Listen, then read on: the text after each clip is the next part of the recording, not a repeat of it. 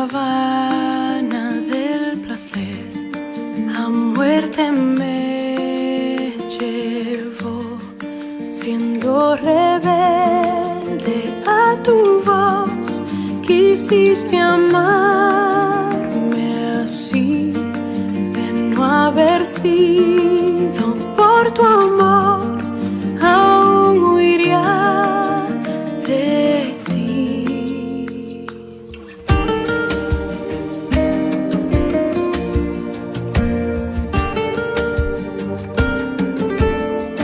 En rumbo a mi perdición, indiferente aún, de mí tuviste compasión, me guiaste a la cruz y contemplé tu gran bondad, sufriste tú por mí, al tu morir en mi lugar, tu gracia recibí.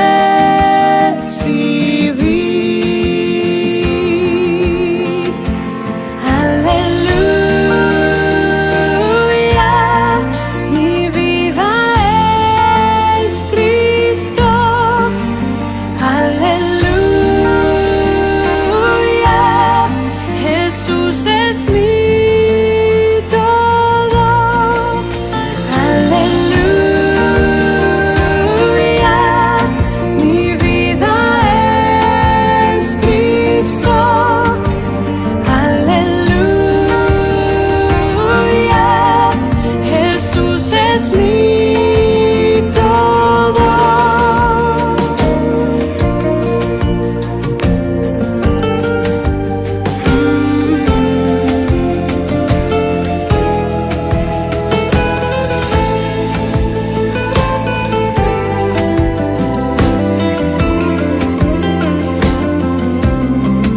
Ahora, Señor, tuyo seré y viviré por ti. Tus mandamientos seguiré por tu poder en mí. Usa mi vida, oh Señor, como lo quieras.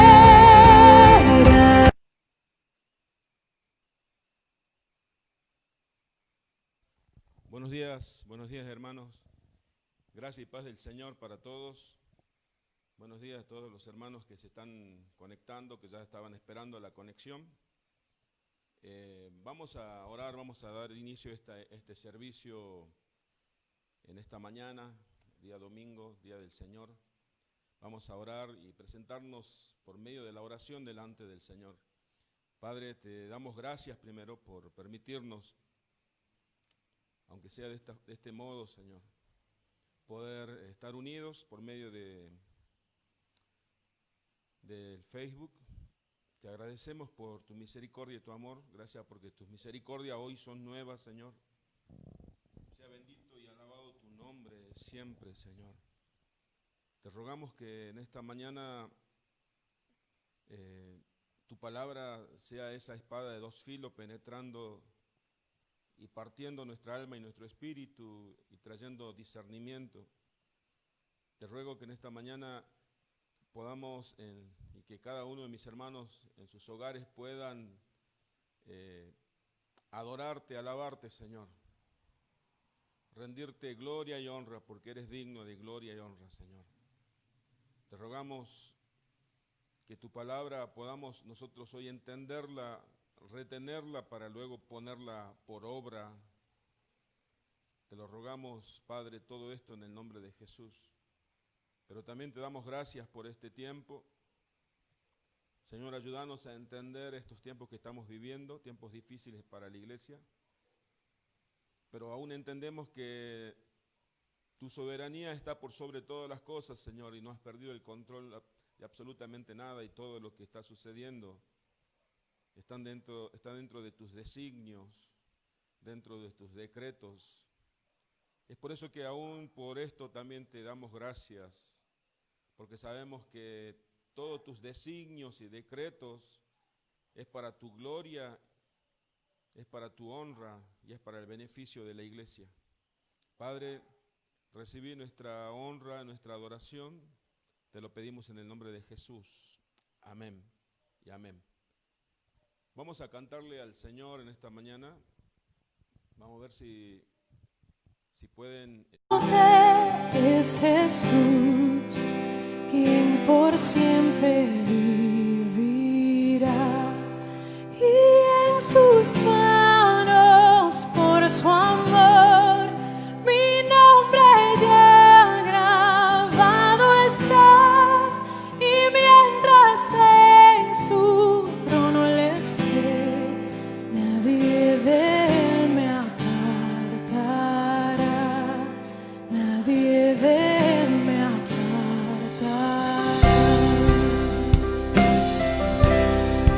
Cuando he caído en tentación y al sentir condenación, al ver al cielo encontraré al inocente que murió, y por su muerte el Salvador ya mi pecado perdonó, pues Dios el justo aceptó su sacrificio hecho por mí, su sacrificio hecho por mí.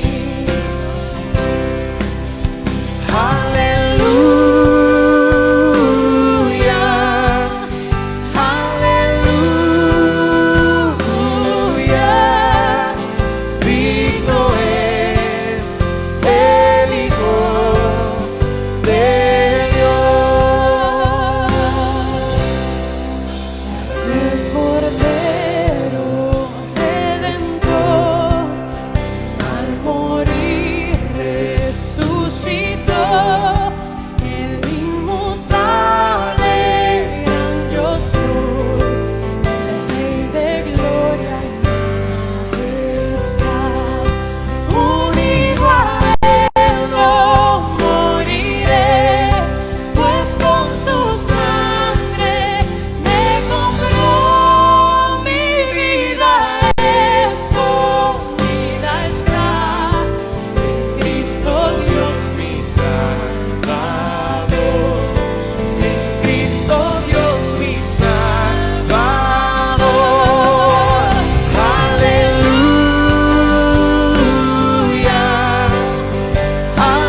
aleluya, digno es el Hijo de Dios. Aleluya, aleluya, digno es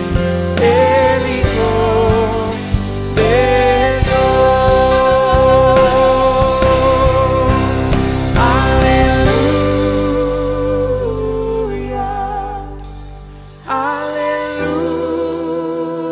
Hijo de Dios. Aleluya, aleluya, digno es el Hijo de Dios.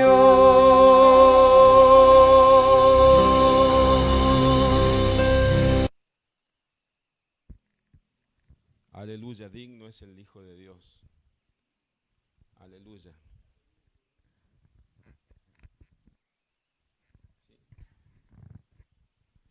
Aleluya, digno es el Hijo de Dios, decía esta adoración.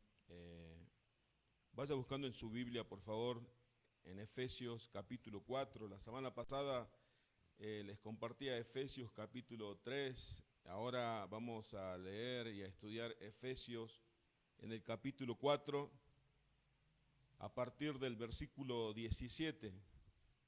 Me gustaría saber si están escuchando bien, si están recibiendo bien la señal, el audio, el WhatsApp de la iglesia, del grupo que tenemos en la iglesia.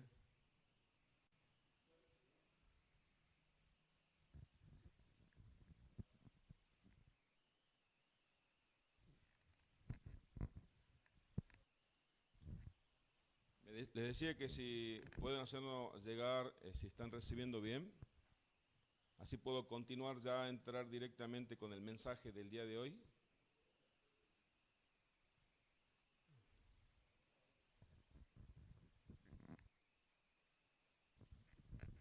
Efesios en el capítulo 4, versículo 17. Entendamos que no somos profesionales en esto, no somos profesionales para transmitir, sino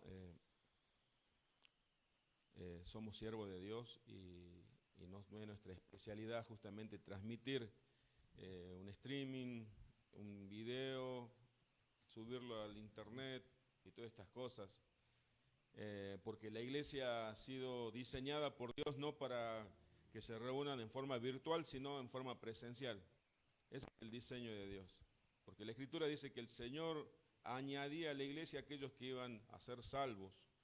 Entonces, lo malo sería que nos acostumbremos a esta comodidad de que yo les transmita y ustedes desde la comodidad de su casa reciban la predicación del sermón y así nosotros llegaran ustedes a pensar, bueno, ya hemos cumplido con el hecho de el acto de congregarnos. Esto es algo temporal, que tenemos que hacerlo con la mayor reverencia posible, entendiendo de que siempre estamos delante del Señor, todos los días, no solamente los domingos en la mañana, sino todos los días. Y los ojos y los oídos del Señor están atentos a todas las cosas que nosotros hacemos. Entonces, lo ideal no sería que salga una transmisión perfecta, porque podríamos llegar a acostumbrarnos a esa perfección y olvidarnos qué es lo que nos ordenó el Señor, que nos debemos congregar, reunir, estar unidos en comunión con los hermanos. Lo bueno sería que nosotros hoy estemos extrañando poder reunirnos en nuestra iglesia y poder estar en comunión con nuestros amados hermanos. La verdad que a mí me cuesta muchísimo hablarle a una cámara, si bien es que hasta mi familia, pero anhelo ver las caras a los hermanos y poder mirarlos los ojos mientras les predico la palabra de Dios. Es difícil mirar a una cámara y hablarle lo que tengo que decirlo de parte de Dios en esta mañana. Efesios en el capítulo 4, si lo pueden buscar en el versículo 17 en adelante hasta el versículo 20, vamos a comenzar a leer Efesios 4, 17. El título que aparece en mi Biblia es La nueva vida en Cristo, y el mensaje de hoy también está titulado como La nueva vida en Cristo. Efesios capítulo 4, versículo 17. La nueva vida en Cristo. Esto pues digo y requiero en el Señor que ya no andéis como los otros gentiles que andan en la vanidad de su mente. Eso dice el versículo 17. Versículo 18 dice, teniendo el entendimiento entenebrecido, ajenos de la vida de Dios por la ignorancia que en ellos hay, por la dureza de su corazón, los cuales después que perdieron toda sensibilidad, se entregaron a la lascivia para cometer con avidez toda clase de impureza. Versículo 20, voy a leer a continuación. Mas vosotros no habéis aprendido así a Cristo, decía el apóstol Pablo a la iglesia. En este tiempo de pandemia hemos aprendido algunas palabras nuevas, algunas palabras que no estaban en nuestro vocabulario habitual. Y una de esas palabras que nos acostumbramos a escuchar y nosotros también nos acostumbramos a hablar es la palabra asintomático. ¿Cuánto escucharon y alguna vez o pronunciaron esta palabra asintomático? Bueno, los asintomáticos son los pacientes, aquellos pacientes que fueron infectados por este virus, por el COVID-19, pero no manifiestan síntomas. Esos son los asintomáticos. En otras palabras, aquellos que están infectados o enfermos, pero no tienen síntomas de esa enfermedad. El apóstol Pablo, en esta oportunidad, en este pasaje que acabamos de leer, les exhorta a la iglesia, a los hermanos, a aquellos que estaban muertos espiritualmente por delitos y pecados, pero recibieron por gracia la salvación. Aquellos hermanos que nacieron de nuevo, aquellos cristianos así como usted y yo, de la iglesia de Éfeso. Pablo les exhorta para que los cristianos no sean cristianos asintomáticos, o sea, que manifiesten lo que realmente hay en su interior. En este pasaje de la Escritura, Pablo les recuerda cómo eran ellos antes de Cristo. ¿Usted recuerda cómo era usted antes de Cristo? Y Pablo les dice y les exhorta en este capítulo 4 a que ya no debían ser como antes. Al comienzo del capítulo 4 Pablo le habla de la madurez, de la unidad. Pero en el versículo 17 al 20 Pablo les dice, les recuerda cómo ellos eran antes de Cristo, como les decía hace rato. Pero ya no debían comportarse como antes, sino que debían comportarse aquellos cristianos de Éfeso. Y sirva también esta exhortación para nosotros, que ya no debemos comportarnos como lo que éramos antes, sino como lo que verdaderamente somos en Cristo. Esta exhortación es para la iglesia. Esta exhortación no es para el mundo. Como decía, que es para aquellos que estaban muertos espiritualmente, aquellos que por pura gracia fueron resucitados juntamente con Cristo, aquellos que fueron sellados por el Espíritu de Dios como garantía de la redención, a los que son fortalecidos, como le decía la semana pasada, por el poder interior por medio del Espíritu Santo, para poder manifestar, para que los cristianos puedan manifestar la vida interior, esa nueva naturaleza interior. Y en el versículo 17 Pablo comienza diciendo, esto digo pues en el Señor. Y esta afirmación en otra versión dice, esto digo pues y afirmo juntamente con el Señor. Es como si Pablo les dijera, esto lo digo yo juntamente, de acuerdo con el Señor, o de parte del Señor. Estas palabras, si bien son escritas por mí, decía Pablo, pero son y vienen de parte del Señor.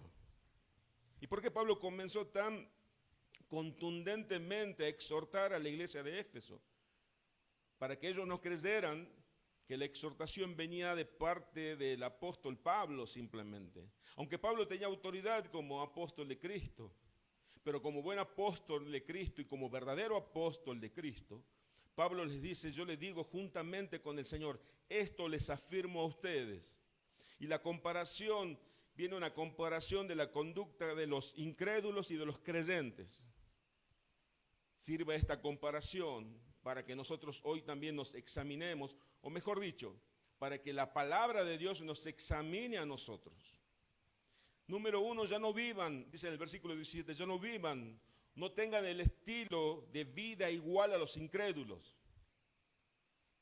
Ya no vivan como vivían antes, que sus vidas no sea igual a los que no son creyentes. Punto 2, porque ellos viven conforme a pensamientos frívolos o en la vanidad de su mente. Ellos viven de acuerdo a pensamientos frívolos, superficiales, sensuales, sin importancia. ¿Cuál es el tema de conversación que tenemos nosotros? ¿En qué está puesta nuestra mente? ¿Dónde está puesto nuestros pensamientos? ¿Cuáles son los temas que tratamos habitualmente nosotros en nuestras casas? ¿En qué estamos pensando? ¿En qué nos despertamos pensando? ¿Son pensamientos frívolos? Nuestros corazones están puestos en cosas temporales. Nos preocupamos y nos ocupamos más de lo temporal, de lo pasajero de este mundo, o verdaderamente nuestro corazón y nuestra mirada está puesta ya en los cielos, en lo eterno. Pensamientos frívolos, porque ellos viven de acuerdo a esa vanidad, de esas mentes vanas. ¿De qué hablan nuestras redes sociales? ¿Damos realmente evidencia de que somos cristianos? ¿O nos avergonzamos de ser cristianos? ¿Nuestros amigos saben que somos cristianos? ¿Nuestros compañeros de trabajo saben que somos cristianos? ¿Nuestros familiares saben que somos seguidores de Cristo? Bueno, Pablo le hablaba a los de Éfeso, aquellos que en el capítulo 1 Pablo le dice, bendito sea el Dios y Padre de nuestro Señor Jesucristo, que nos bendijo a nosotros como iglesia.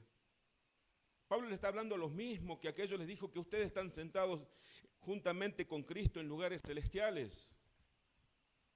Aquellos que dijo Pablo que el Espíritu Santo, nosotros fuimos sellados por el Espíritu Santo, esas son las arras del Espíritu, la garantía de nuestra redención. A la iglesia, recuerdo que no es al mundo esta carta. Sus mentes son oscuras, sus pensamientos están entenebrecidos. Así son los incrédulos. Ignoran todo acerca de Dios. No saben absolutamente nada acerca de Dios. Sería una lástima que hoy nosotros, en este tiempo como cristianos, sepamos más del coronavirus que de Dios. Sepamos más del virus que de Dios. Sería triste que temamos más al virus que a Dios. Sus mentes son oscuras, ignoran todo acerca de Dios. Están alejados totalmente de Dios. Dice, por la dureza del corazón de ellos. Son gente insensible los incrédulos. Ustedes no son así. Están alejados totalmente de Dios. ¿Nosotros estamos alejados de Dios? ¿Estamos cercanos a Dios? En el versículo 19 Pablo trata y dice, perdieron la vergüenza cuando hacen lo malo. Ya cuando el cristiano se acostumbró a pecar, es muy raro que un cristiano se acostumbre a pecar, ya pierde la vergüenza cuando hace lo malo, ya se exhibe públicamente. Dice, porque se entregaron a esos pensamientos pecaminosos. Ya no hay una batalla contra esos pensamientos. Así son los incrédulos. Y pecan y son insaciables y se deleitan en lo malo. Pablo está diciendo a la iglesia, ustedes no deben ser así. No tienen que ser así. Pero llega el versículo 20, luego de toda esa comparación, y el versículo 20 es como si fuera el eje de toda la exhortación, o el centro de toda la exhortación. Y Pablo le dice, más vosotros no habéis aprendido así a Cristo. Está diciendo, ustedes esas cosas no aprendieron de Cristo. Le está diciendo a la iglesia que la iglesia debe aprender de Cristo, que la iglesia debe estudiar a Cristo, que la iglesia debe conocer a Cristo, que Cristo no solamente es el maestro, sino también es el motivo de nuestro estudio, de nuestro conocimiento. Porque la iglesia no es un conjunto de personas que se reúnen a estudiar doctrina solamente, ni normas morales, ni preceptos, o solamente reglas de vida. La iglesia es la que se ocupa, se aboca y vive para conocer y saber más de Cristo, para luego reflejarlo al mundo. Nuestro ejemplo principal de vida no son los apóstoles que están en las Escrituras. Nuestro ejemplo de vida no es Pablo, aunque su vida fue ejemplar, ni tampoco el apóstol Pedro, ni el apóstol Juan, ni son los reformadores como Lutero, ni como Calvino, ni como Knox. No son los reformadores, ni aquellos predicadores como Spurgeon, ni como Bullion, ni como MacArthur, ni como Washer. Nuestro ejemplo de vida es Cristo, solo Cristo. Nuestro ejemplo de vida y nuestro motivo de conocimiento y de estudio tiene que ser Cristo. Por eso Pablo le dice, mas vosotros no habéis aprendido así a Cristo. Nos está diciendo entonces que de acuerdo al conocimiento, pero ese conocimiento con fe que tenemos todos nosotros, ¿quién es Cristo? De acuerdo a eso vamos a vivir. La iglesia aprende de Cristo, porque Cristo es el modelo a seguir. Voy a repetirlo. La iglesia aprende de Cristo. La iglesia debe aprender a conocer bíblicamente a Cristo, porque es nuestro ejemplo, nuestro modelo a seguir. No son los predicadores. aunque sean excelentes siervos de Dios. Nuestro ejemplo es Cristo. Tenemos que compararnos con Él. Cristo es el Señor de la iglesia y nosotros aprendemos de Él. Un cristiano verdadero no es aquel cuantos conoce de la Biblia, sino cuánto conoce de Cristo. Un cristiano verdadero es aquel que la vida del cristiano se parece a la vida de Cristo. Recordemos que los primeros cristianos fueron llamados cristianos justamente porque sus vidas se parecían a la vida de Cristo. Cristo no es solamente el maestro, sino también es a quien estudiamos. Una iglesia bíblica es una iglesia en la cual los miembros tienen una vida parecida a la vida de Cristo. Una iglesia bíblica es aquella iglesia en la cual los miembros de esa iglesia, su conducta y su manera de andar en este mundo se parece mucho a la manera y a la forma de actuar de Cristo.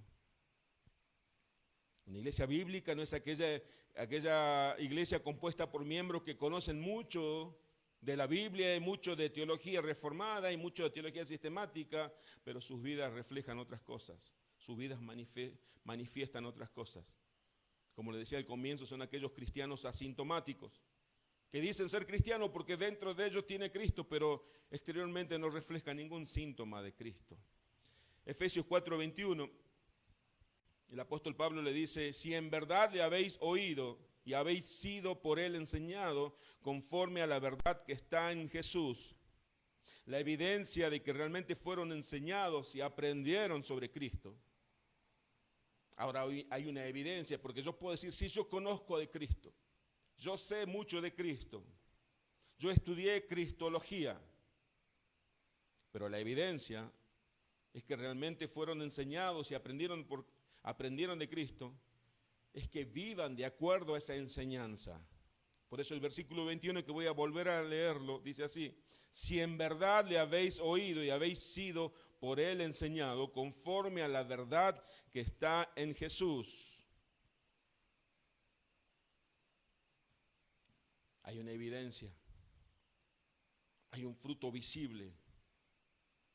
Usando las palabras de este tiempo, hay síntomas, aunque obviamente no es una enfermedad, pero sirva el ejemplo para no ser cristianos asintomáticos, para que no seamos cristianos asintomáticos, sino que se note que somos cristianos. Verdaderamente, no un cristiano hipócrita, sino real, genuino. Que nuestras casas, nuestra esposa, nuestros hijos, nuestros familiares, nuestros hermanos, nuestros vecinos sepan que realmente somos cristianos, no porque nos reunimos los domingos, sino porque vivimos conforme a las enseñanzas de Cristo, conforme al conocimiento que tenemos de Cristo. Cristo vivía para glorificar a Dios. Cristo, cuando vino a este mundo, vivió toda su vida terrenal para glorificar al Padre, y eso nos enseñó, que todo lo que Él hacía tenía que ver principalmente con la gloria de Dios. Jesús nunca hizo algo para buscar su propia gloria, porque Él dijo, aquel que busca su propia gloria no es verdadero. Efesios capítulo 4, versículo 22, ahora voy a leer.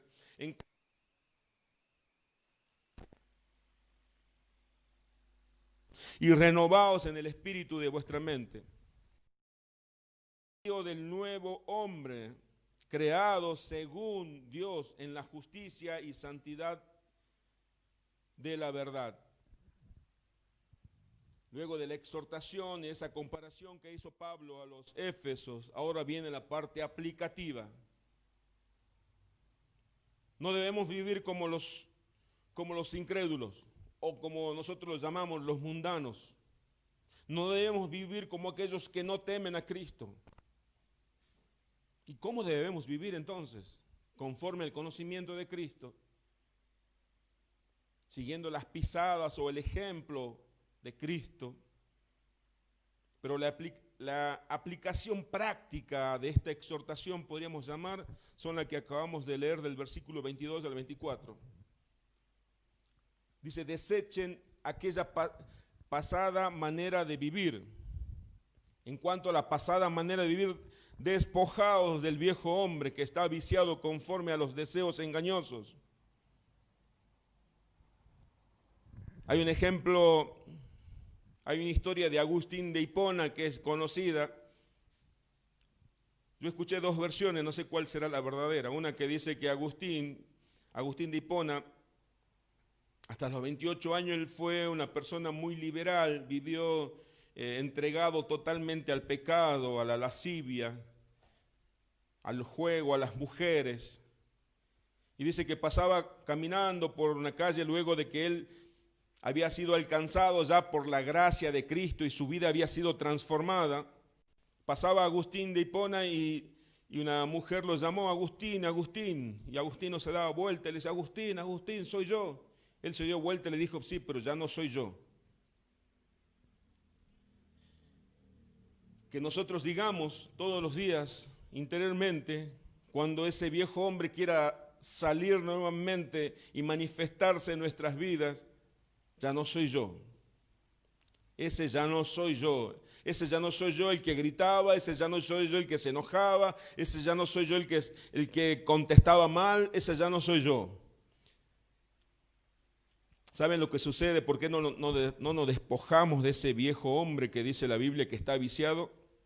Es que la religión falsa, esa religión mezclada con psicología, se enseñó desde los púlpitos a la iglesia que se debía restaurar o mejorar a ese viejo hombre.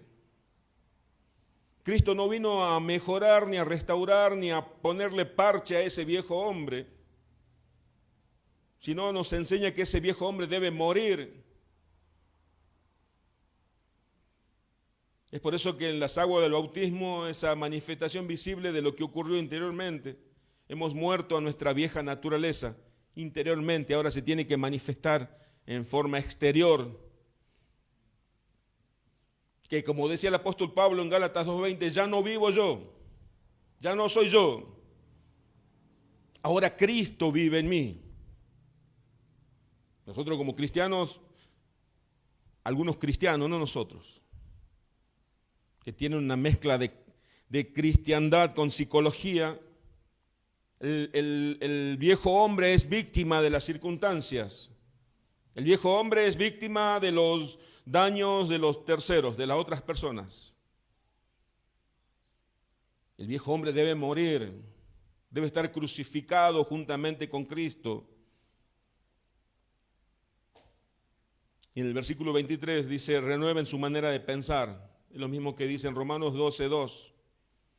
Tiene que ser renovada nuestra manera de pensar para que seamos transformados y tengamos un verdadero cambio en nuestra manera de vivir, porque todo lo que nosotros tenemos en nuestra mente, eso luego lo manifestamos en nuestra manera de vivir.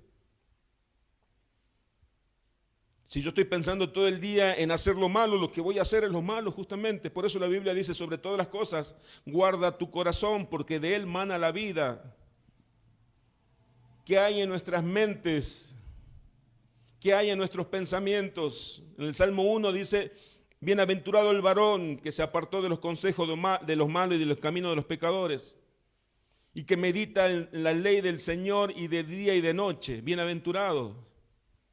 ¿Qué hay en nuestras mentes? Estamos pensando cómo vamos a producir dinero, estamos pensando y afanados, y nuestro día está dedicado solamente a cómo nos vamos a prevenir de esta enfermedad. Con nuestra mente y nuestros corazones están puestos y centrados en Cristo. El pasaje paralelo a Efesios 4 es Colosenses 3. Yo lo voy a leer, no lo busque por favor. Colosenses 3, en la nueva versión internacional dice 3:1 al 3, ya que han resucitado con Cristo, busquen las cosas de arriba, donde está Cristo sentado a la derecha de Dios. Concentren su atención en las cosas de arriba, no en la de la tierra. pues ustedes, le está diciendo a la iglesia, han muerto y su vida está escondida con Cristo en Dios. Un cristiano tiene que vivir pensando en las cosas de Dios. Tenemos que estar centrados, enfocados en Dios. Verdaderamente, hermanos, nos tenemos que despojar de toda hipocresía. Tenemos que mirarnos al espejo y preguntarnos, ¿somos cristianos? ¿Somos hijos de Dios verdaderamente? Sí, entonces vivamos como tales. Esta exhortación venía a la iglesia de Éfeso. Esta exhortación viene a la iglesia reformada de Salta en esta mañana. ¿En qué estamos pensando? ¿Qué estamos pensando ahora que no nos podemos congregar? ¿Estamos cómodos en nuestras casas? ¿Por fin podemos estar un domingo en familia o estamos angustiados en cierta forma, pero no quejándonos delante de Dios? Porque sus designios son perfectos, dice la palabra. Pero estamos extrañándonos los unos a los otros. Tenemos ganas de llorar a veces porque no podemos ver a nuestros hermanos. O estamos, sí, bueno, estoy cómodo ahora en mi casa. Ya no tengo que ver la cara a nadie. Y voy a ver unos cuantos minutos de esta predicación y ya está, ya cumplo. En el versículo 24 el apóstol Pablo le dice, del capítulo 4 de Efesios, y vestido del nuevo hombre, creado según Dios en la justicia y santidad de la verdad. En el versículo paralelo en Colosenses 3:10 dice, vístanse con la nueva naturaleza y se renovarán a medida que aprendan a conocer a su Creador. Vístanse de la nueva naturaleza. La ropa es lo exterior, es lo que se ve. Alguien puede tener un muy buen traje, un fino traje, una fina camisa y una fina corbata, y pueden mirar y decir, esta persona se viste bien. Acá dice que nos tenemos que vestir de la nueva naturaleza. ¿Cuál es nuestra nueva naturaleza? Cristo. Sin hablar tienen que notar que somos cristianos.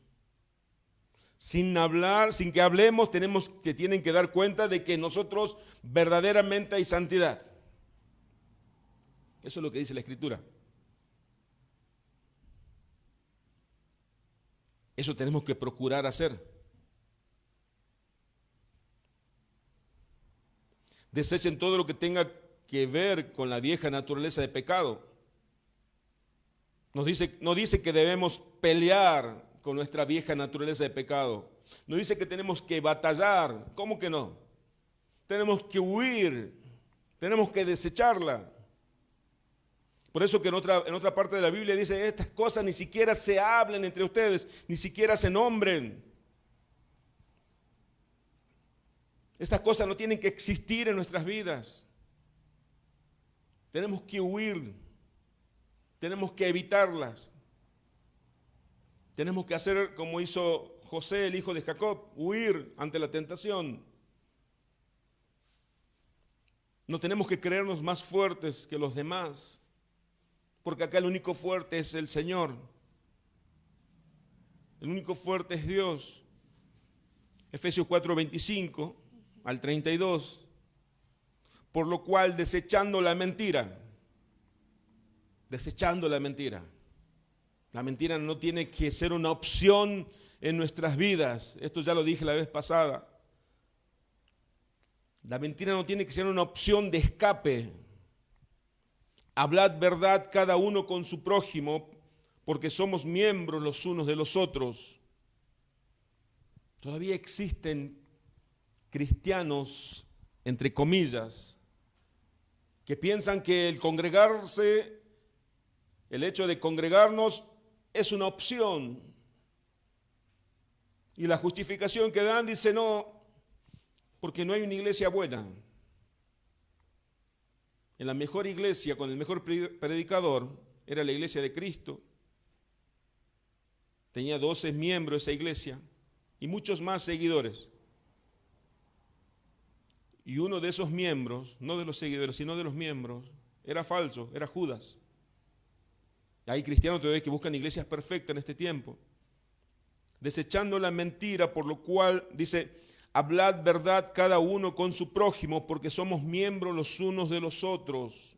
La iglesia local, nuestra amada iglesia local. En el versículo 26, la manera de manifestar a Cristo es: airaos, pero no pequéis. No se ponga el sol sobre vuestro enojo. Enojate, pero que ese no sea motivo de pecado, porque tenemos que manifestar a Cristo en nuestras vidas. Ese tiene que ser nuestro lema de vida. Debo manifestar a Cristo. Debo glorificar a Cristo con mis testimonios, con todo lo que yo haga. Pero a veces decimos: no me importa. Quiero mi justicia. Versículo 27 dice: ni deis lugar al diablo. No demos lugar al diablo. Satanás no tiene nada que hacer con un hijo de Dios. En tanto que siempre que Dios no lo permite, y cuando Dios lo permite es para enseñarnos algo, es porque nosotros le estamos dando lugar. Versículo 28, el que hurtaba ya no hurte más, sino trabaje haciendo con su mano lo que es bueno, para que tenga que compartir con el que padece necesidad. Este es un ejemplo de un verdadero arrepentimiento. El verdadero arrepentimiento es dejar de hacer lo malo que estaba haciendo y comenzar a hacer lo bueno y lo que debo hacer. El arrepentimiento verdadero no son palabras ni lágrimas, son un verdadero cambio de actitud. Hacer todo lo opuesto a lo que estaba haciendo mal. El que roba ya no robe más, sino que trabaje y con el fruto de su trabajo ayude a aquel que padece necesidad, dice la Escritura. Esta aplicación sirva para cada acto de arrepentimiento o por cada acción de cambio que tengamos nosotros. Si antes yo hablaba mal de los demás, ahora voy a hablar bien, voy a hablar palabra de Dios. Si antes yo me gustaba el chisme, ahora ya no voy a hablar mal de los demás, sino voy a hablar de Cristo y voy a animar a los hermanos. Cuando tenga deseo de hablar mal de los demás, voy a hablarle de Dios. Y voy a amar a aquella persona que deseaba antes hablar mal de esa persona. Que haya un verdadero cambio. Ninguna palabra corrompida salga de vuestra boca, sino que sea buena para la necesaria edificación a fin de dar gracias a los oyentes. Otra muestra muy clara de un verdadero cambio y arrepentimiento. Antes hablábamos cualquier cosa. Ahora tengo que hablar palabra de edificación. La palabra de edificación es la palabra profética, es la palabra de Dios, es la Escritura. Tiene que edificar, consolar, tiene que exhortar. Versículo 30, no contristéis al Espíritu Santo de Dios, con el cual fuiste sellados para el día de la redención.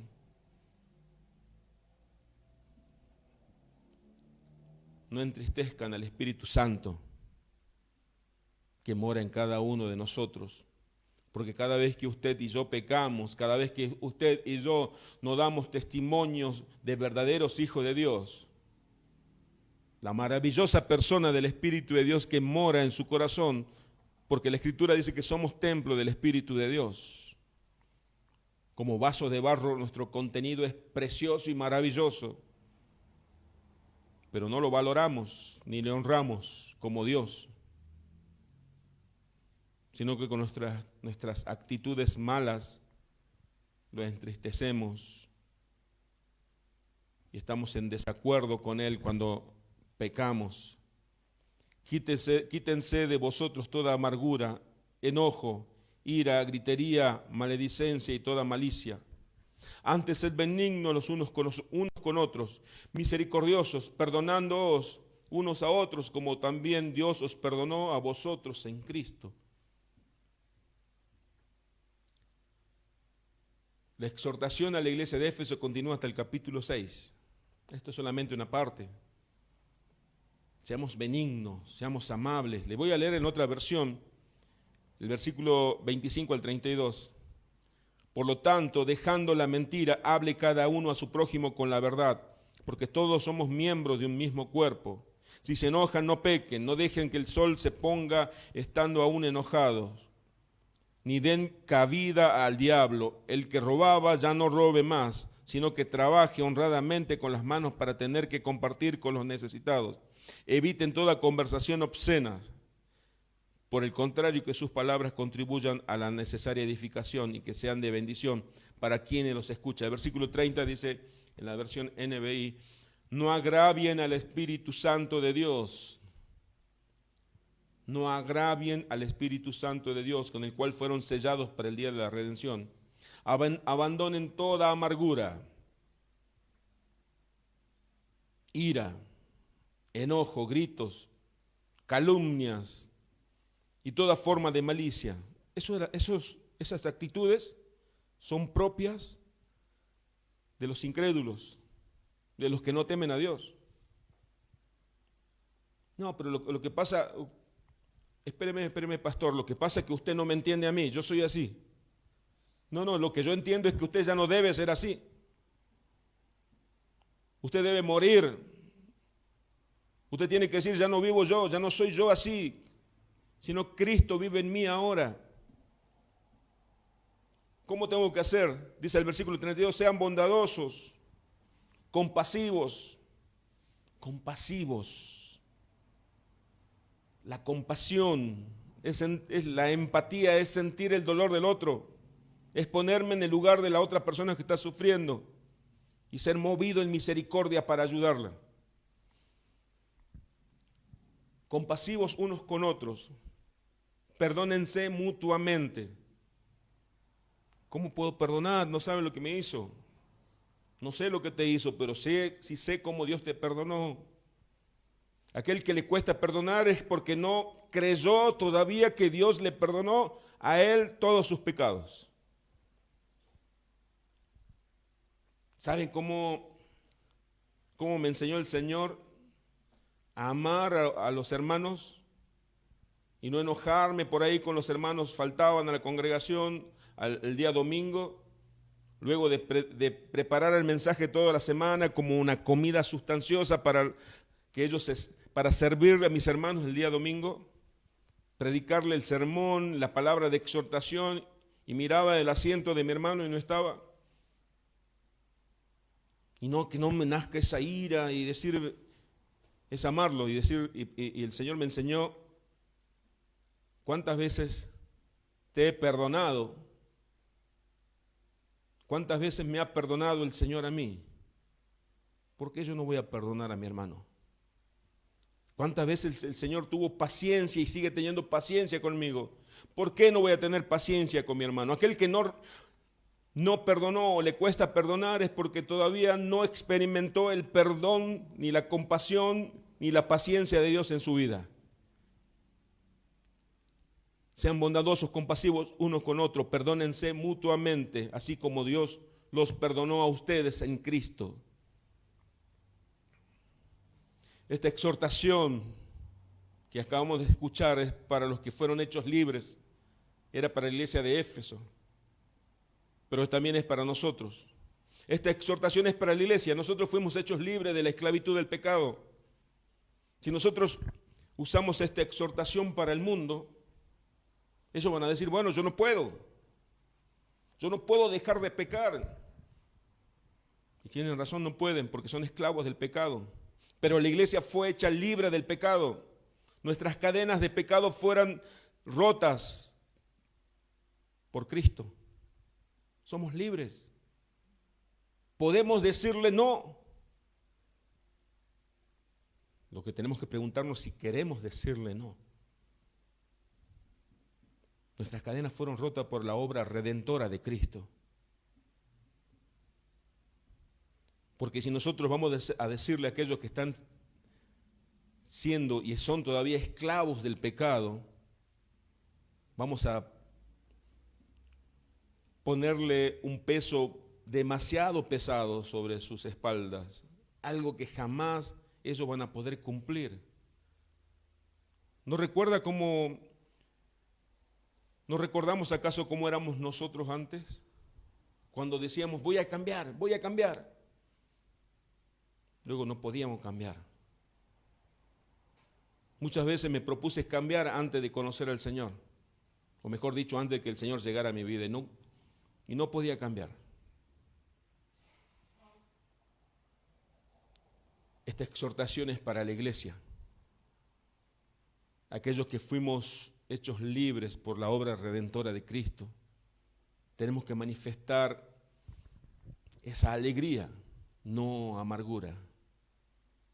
Ser bondadosos, perdonadores, ser parecidos a Cristo. Porque fuimos salvados por el Señor para glorificarle a Él. Dice Efesios en el capítulo 1, porque fuimos llamados por el Señor con ese designio, ese decreto eterno, libre y soberano de Dios desde la eternidad. Nos predestinó para la salvación, para que seamos alabanza para su gloria. Cada vez que usted le dice no a la carne, cada vez que usted le dice no, ya no soy así, está glorificándole al Señor. Porque hay testigos presenciales. Dice Hebreos, dice que hay una nube de testigos. Los ángeles en los cielos están viéndonos a nosotros como iglesia. Satanás y todos sus huestes espirituales en las regiones celestes también están observando a la iglesia. Y así como en el libro de Job, Dios le dijo a Satanás, ¿lo has contemplado, lo has visto a mi siervo Job? ¿Has contemplado a la iglesia? Aquellos que fueron redimidos por la sangre de Cristo. Estamos dando testimonios, no solamente a las personas que vemos, sino a las que no vemos también. Dice Efesios 3:10, porque Dios va a manifestar la multiforme sabiduría suya por medio de la iglesia. Qué gran privilegio. A Dios sea la gloria. Oramos al Señor. Padre, te agradezco por tu palabra. Te pido por los hermanos. Te pido por cada uno de mis hermanos, Señor, que hoy escuchamos esta palabra de vida. Así como decía Pablo, esta exhortación, esta afirmación, la hago juntamente con el Señor. Ayúdanos a ya no ser como antes. Ayúdanos a despojarnos de esa vieja naturaleza de pecado. Te rogamos que nos ayudes, Señor, a manifestar lo que somos interiormente en esa nueva naturaleza espiritual, a vestirnos de esa nueva naturaleza, a crecer en santidad de acuerdo a esa nueva naturaleza que nos diste en Cristo. Te lo pido en el nombre de Cristo. Justamente en el nombre de Cristo te lo ruego, Padre. Te ruego que nos fortalezcas en este tiempo difícil. Te ruego que